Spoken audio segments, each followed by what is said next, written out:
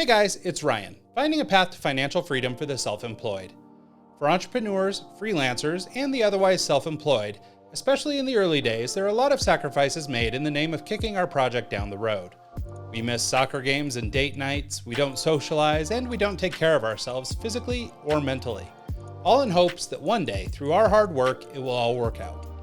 For many of us, however, what began as trying to build the next great business has grown into either a job or worse, a prison of our own making. Knowing that, planning the jailbreak was the motivation behind starting this channel. There are a lot of bases to cover, but systematically we'll talk through just about everything together on this channel. We've touched the tip of the iceberg on today's topic in prior videos, but today we're going to explore what's left underwater. We're going to take a critical first step in finding our financial freedom in a space where most of us simply haven't put any energy before. We've felt the pain, we know the feeling, but today we're going to talk about finding money to save and setting out to fatten our wallets, even when we're seemingly broke. It's easier than you think. Let's talk about it.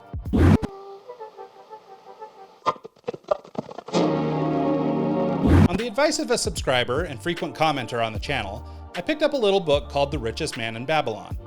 You may have heard of it before. It's one of those classic finance books. I, however, had not.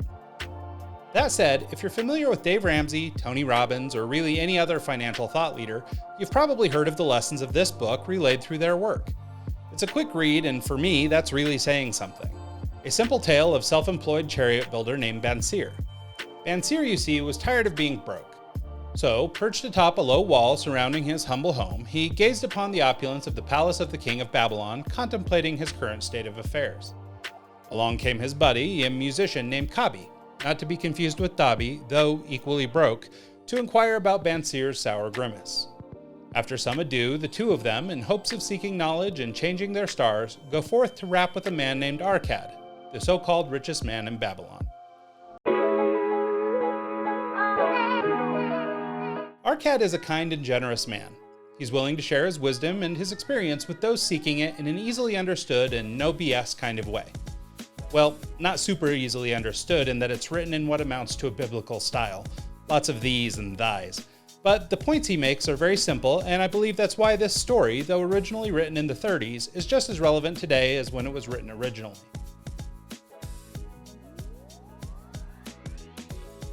Much like every widely known personal finance guy ever, we've talked about this cure on the channel before. In my video, I framed it as paying yourself first, but in Babylonian parlance, ye shall start thy purse to fatten it. Arcad, being a wise old soul, articulates this point in maybe the most obvious and easily absorbed way. He says a part of all you earn is yours to keep. It should not be less than a tenth, no matter how little you earn. For self-employed people especially, who feel like they are barely making ends meet, the concept of taking as little as 1/10 of your income out of every check probably seems like a foreign concept, and maybe not even doable. But intrinsically, you know you could do it, even if you don't act on it. People are like goldfish, and will grow to the size of our bowl.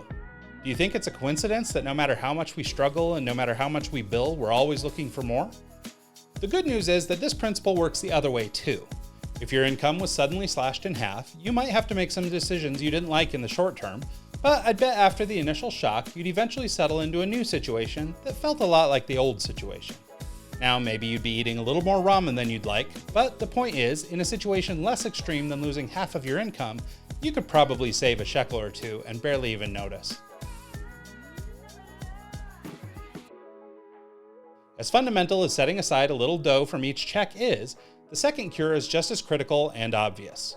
Control thy expenditures. Today, maybe more than ever, the ease with which we spend money can make it really challenging to keep an eye on our expenses. Rent, car payments, phone bills, those are the easy ones. But what about Netflix or any of 1,000 other streaming platforms that you've subscribed to for the one series you wanted to see? Or perhaps more legitimate business-centric software like project management or invoicing tools. Everything these days comes at a price, and while many of these subscriptions are quite affordable on their own, together they can drain your accounts without you even realizing it. The simple fact is that according to The Motley Fool, the average single person spends $329 more per year than their take-home pay. If that is the case, for many, it might be hard to get ahead. So pay yourself first, dump unnecessary expenses, and do it quick. Referring back to our old friend Arcad, he pontificates that misfortune loves a shining mark. And for that reason, the third cure is to guard thy treasures from loss. This cure teaches that thou shalt never put your principal or your initial investment at risk. Arcad is warning of the sensation we feel when we've got a little money stacking up to wager it on opportunities for great gains or the inevitabilities that people will come out of the woodwork promising things if only you give them a little money. This problem isn't reserved for the wealthy or lottery winners alone. Rather, anytime somebody can gamble with your money instead of their own, the sharks will begin to circle. The reason Arcad lays out 7 cures is that each will require mastery independently if you're to become wise in the ways of money. If you start jumping the track after only these 3 fundamental rules, I'd imagine it won't be long before you're starting over again. There are no shortcuts nor get-rich-quick schemes that don't threaten your future potential, so consider Arcad's warning.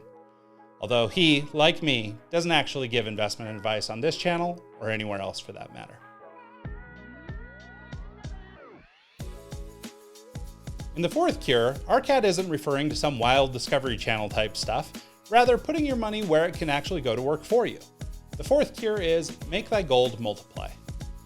In this cure, Arcad tells the story of Roghaar, the shield maker, to whom Arcad gives money in exchange for rents or returns on his investment. In exchange for the money, Roghaar borrows to purchase raw materials from which to build shields. A percentage of each sale is paid back to Arcad in exchange for the loan. While this is one way of doing it, although keep the warning of the 3rd cure in the back of your mind, other methods are investing in tax-leveraged accounts and benefiting from compound interest, allowing for your gold to indeed multiply over time.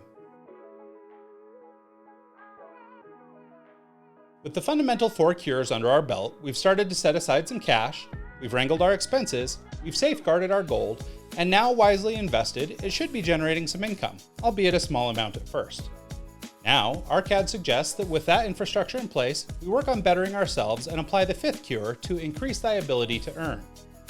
To the self-employed or the person who started a business around their trade, it might seem like this particular cure is a little out of order. I think the point is, though, no matter where you are in your working life, the prior steps could be made regardless of the kind of money you're making. Then, by the time you're ready to apply this step, it's about maximizing your earning potential by upskilling, establishing expertise or thought leadership, scaling your operation, or positioning your work as the best in the business. The fastest way to pour fuel on our investment fire is by growing our income and by taking the same amount or even a larger percentage of it and dumping it into the accounts where compounding can occur. The next cure is a challenging one, as the world presently is undergoing a bit of a transformation. But, so saith Arcad, the 6th cure is to make of thy dwelling a profitable investment. Long has the American dream included home ownership. Also, personal finance advocates hold home ownership in high esteem, especially considering it's one of our largest expenses each month. To appease Arcad, we'll suffice it to say that ideally if you can purchase a home and pay it off early, you're winning. In fact, according to Dave Ramsey, 67% of millionaires live in homes that have paid off mortgages. But for the younger generations, either by choice or by virtue of the exorbitant price of housing these days, many are opting not to buy homes. Perhaps with age and lifestyle changes, for instance, when they have a family, they will revert back to the traditionally accepted ideology around home ownership. However, I'm sure I'm not the only one who's noticed the extraordinary amount of rental properties popping up around the country, so who knows if a house with a white picket fence will even be a thing in the future. Regardless of your stance on home ownership, almost everyone considers real estate part of a balanced portfolio, so whether you buy your own place or invest in property through index funds, REITs, or firsthand, Arcad's take is certainly a sound one. The 7th and final cure, as Arcad sees it, is to ensure a future income. This cure is all about providing for yourself and your family in the years when you're no longer able or interested in working. Had you followed the prior 6 cures with diligence, you should be generating an income off the profits of your profits by now, secure your income, and Lord willing, be making money faster than you can spend it. If that is the case, then you'll be golden in your golden years. However, if you've sidestepped any of the cures or otherwise evaded the financial wisdom found in them, then it might not be a sure thing. So take care to avoid the fate of those who don't learn the lessons from the richest man in Babylon, and recognize that a lean purse to a man no longer able to earn, or to a family without its head, is a sore tragedy. Even though the tale of the richest man in Babylon is set 4,000 years ago, the truths as simplified and broken down in the book are as relevant today as they would have been in that time.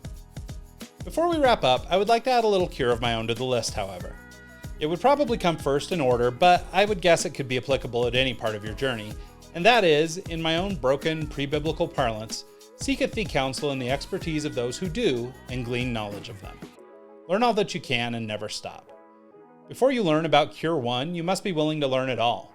For the characters in the book, Bansir and Kabi, their curiosity about the ways of wise old Arkad came only when there wasn't even a clay pot to piss in, nor a piece of copper to their name. Don't let that be the case for you. If you've stuck with the video to this point, you are obviously already living Cure 0 or 8 or whatever we want to call it, and your interest and curiosity will serve you well. Now, take what you've learned and perhaps thou shalt become the richest person in Pawtucket, Pocatello, or Paris. Thanks to thee for watching. Huck a piece of silver at the like button if you haven't already. Also, subscribe to the channel and hit the bell to be notified every time I drop a new show.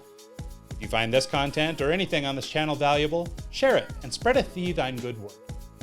Get $10 in free Bitcoin when you buy or sell $100 or more in crypto at Coinbase at the link below, and join me here every Tuesday and Friday for more. Take care, and we'll see y'all next time.